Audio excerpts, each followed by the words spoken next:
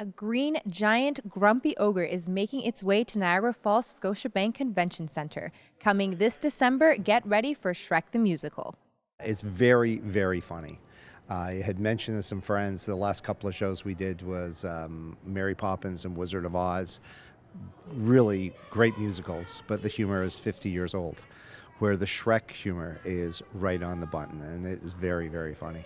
Our director is actually from Second City, and she's directed shows in Chicago and Cleveland and Toronto. So she brings a great comedic sense to the production. The movies are obviously really popular, very well known. How do you make sure that this musical really does live up to the film and to the franchise?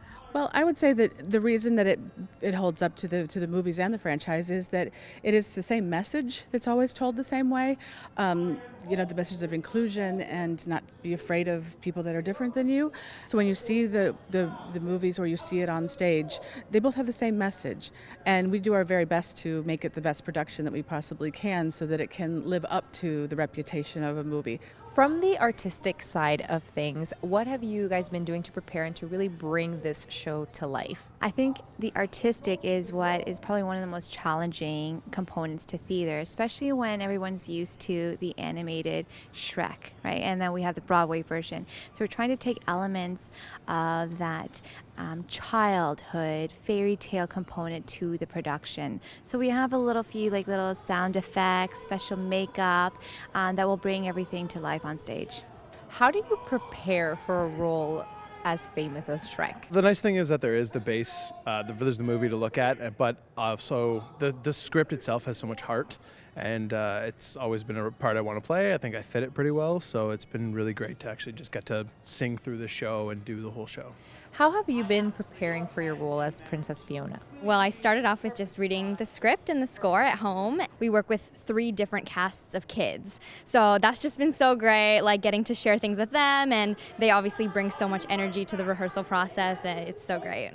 Donkey in Shrek is obviously a really memorable role and really memorable character as well, with really funny lines. How do you make sure that you are sort of living up to that character? How have you been preparing?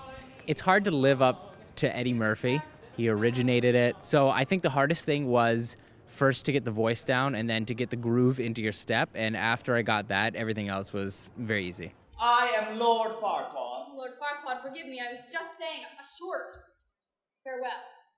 I don't get to play the bad guy very often, but it's fun to just be a character on stage who doesn't really worry about what anyone else thinks. So a lot of the time I can just pretend to push over a child, and that is perfectly acceptable because that's what the character would do. And it's just been great. The kids just love doing this so much, and it's so great to see other possible future generations of performers just really starting to find their love for it. Show dates for Shrek the Musical are December 9th, 10th, 16th, and 17th. For tickets, visit linushandproductions.com. For The Source, I'm Melissa Andrade.